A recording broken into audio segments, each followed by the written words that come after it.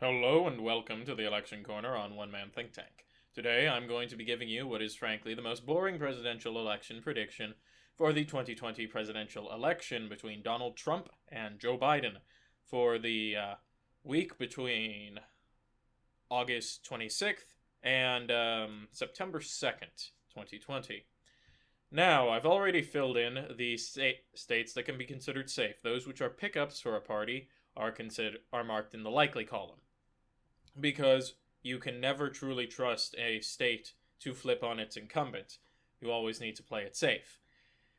And Joe Biden wins. If you want to see who I was going to guess is probably going to win, my prediction, it's Joe Biden. He's doing incredibly well. He's winning 4 swing states: Arizona, Wisconsin, Michigan, and Pennsylvania, usually by 50% of the vote or higher. In fact, he doesn't even need to win Arizona to win the election right now. That's just how things are going. So, if you're leaving, like, comment, subscribe, the usual. But I would encourage you to stay to watch the remainder. I'm not trying to cheat you out of something here. I'm not going to play it like this, but there are many other interesting factors here because it shows the direction the country is headed. First off, as you can see, there are many safe red states, including Kansas, one I previously included in the likely column, but after a long string of Donald Trump winning in polling, even if he's just below 50%, Joe Biden's barely breaking below 40s. So Kansas has been moved to safe for the Republican Party, which is arguably good news for them, in the sense that it could shore up their Senate chances. But as you can see, there are still plenty of states which fall into the toss-up category, including now Montana. We've gotten some more polling out of Montana, and it's actually moved from safe to likely. This is due to the fact that, in my opinion, Joe Biden has managed to present a very safe brand, while Trump has presented a very volatile one. You'd be impressed with how often voters, especially voters in states people consider safe for a party, are going to make their decisions based on, well, how is this going to affect my day-to-day life? Donald Trump has managed to affect the day-to-day life of basically every American. They either know someone who's got coronavirus, have to wear masks, is refusing to wear masks, etc., etc., and it brings the issue home to every single American. This is one of the few times in American history this has happened. Frankly, the last president to have something this big affecting everything, you could argue Obama with the recession, but in practice it was Carter with the oil crisis. Every person had to buy fuel for their cars. In the recession, not everyone got hurt, especially in wealthier states. But here, we actually see the coronavirus affects everyone, and now we're seeing Montana flip while Kansas stabilizes for Trump. Meanwhile, in Iowa, we're seeing it become a lot less safe for the GOP. I have long since said Iowa is one of the few states that's becoming more red, and I used to say Wisconsin was doing the same, but we're seeing Wisconsin really shoot for Joe Biden. In fact, now, in the last one, Pennsylvania was more, in the polling, was more pro-Biden than Wisconsin. Now Wisconsin is polling over 50%, and these are reputable sources. We're talking Morning Consult, Quinnipiac, and the like. Actually, I can't remember if the Quinnipiac poll was Wisconsin, but Emerson and the like. In Nebraska, the 2nd district is also in the likely category. You have this amazing combination of states there being a powerful House race there, a very competitive Democrat in the seat, plus Joe Biden, and being a very good, like I said, that safe candidate. People, like, Trump's trying to run on this Joe Biden's a horrible socialist message, but people don't look at Joe Biden and think radical. Doesn't matter what his proposals actually are. Joe Biden doesn't come across as a radical guy. He could announce he's for Medicare for all tomorrow, and I think most people would just go, okay, cool. Like Joe Biden's announced he's for college for all, which is, granted, the more limited Clinton plan, but an amazing change in his rhetoric all the same, but doesn't come across as radical when you hear Joe Biden say, I want to make public colleges tuition free. Same thing in Ohio. We're seeing Donald Trump slipping. This is the key point here. We're seeing Trump slipping and Biden rising. Now, Biden and Trump have seemingly a safe amount in the mid-40s. And we need to remember, Barack Obama actually won Ohio in the last decade. I believe he did. Shoot, now it's slipping my mind. I believe he won. But Ohio doesn't has a long-standing history of voting for moderates. And the Democrats, moderates who are, frankly, anti-abortion. And Biden manages, like I said, he runs this perfect gambit of the line of this nice, easy, smooth candidate. Which is what people in Ohio really like. Alaska, same thing. Trump is bringing national, well, not the same thing, but same mentality. Trump is bringing politics to Alaska. Alaska doesn't like politics. Alaska likes being left alone. And frankly, Donald Trump has done an amazing job of forcing Alaskans into national politics. They like the fact that there is a completely separate country and an ocean between them and the rest of us.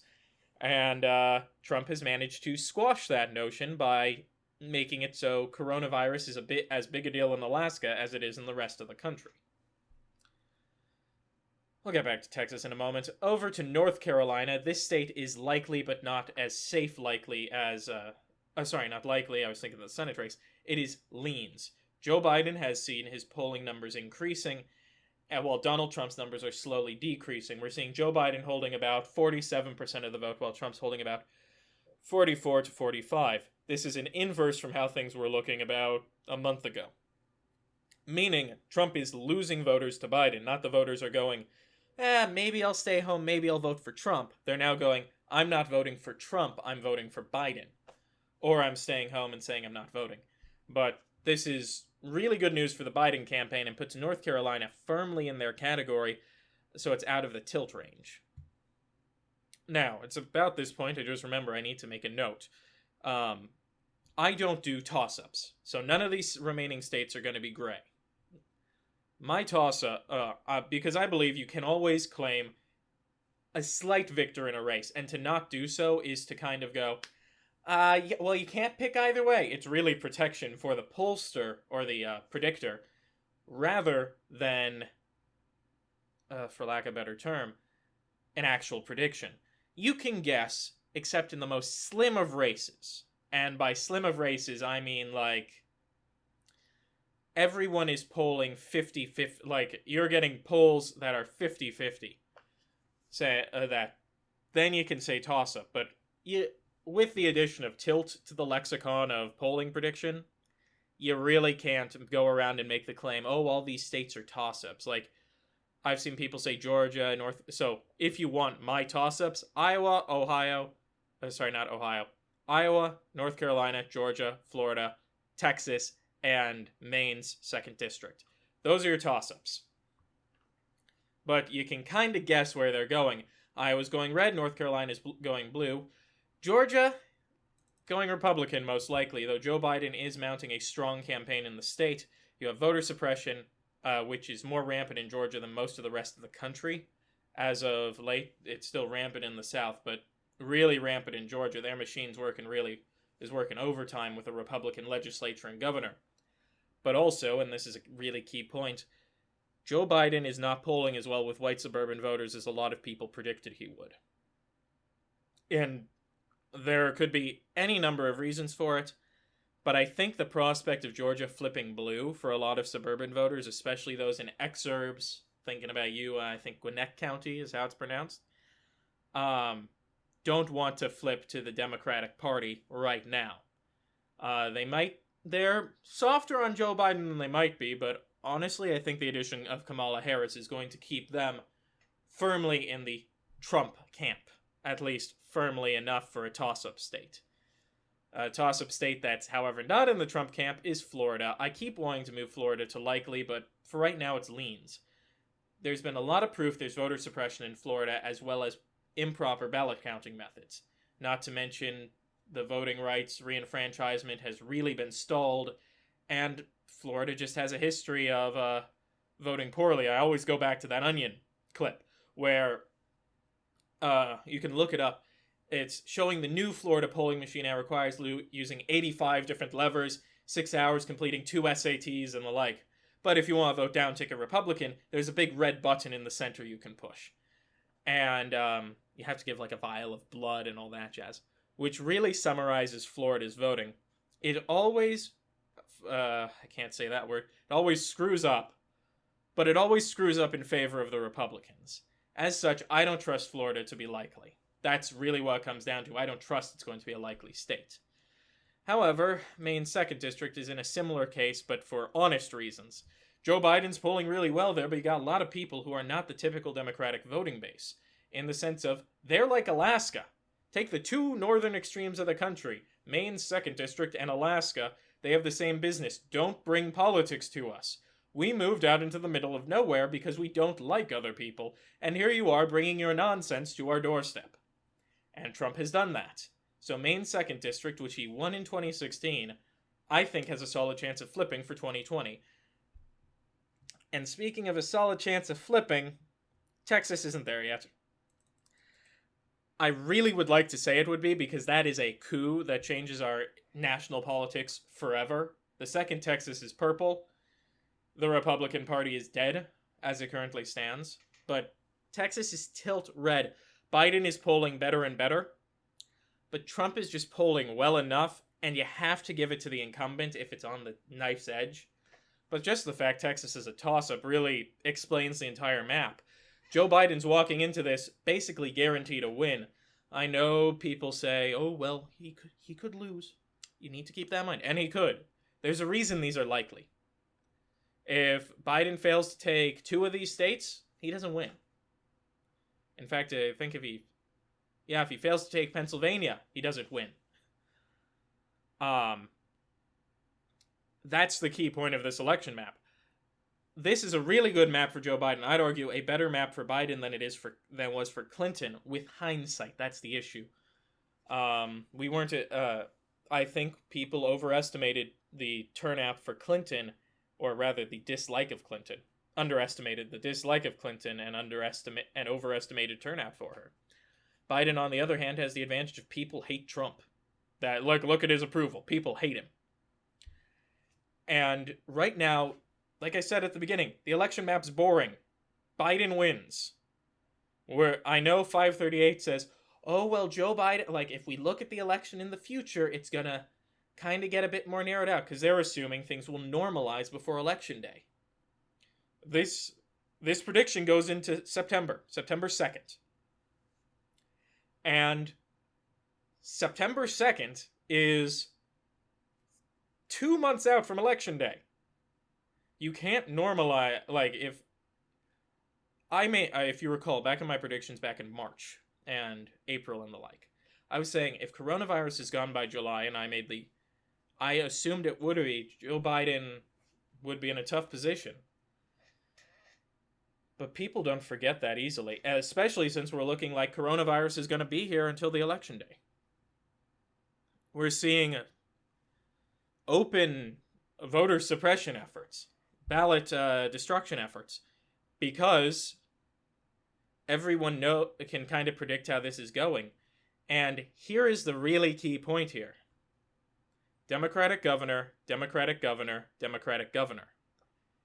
It's a hell of a lot harder to rat fuck these states than it would be in Ohio or, frankly, Texas, Georgia, and Florida.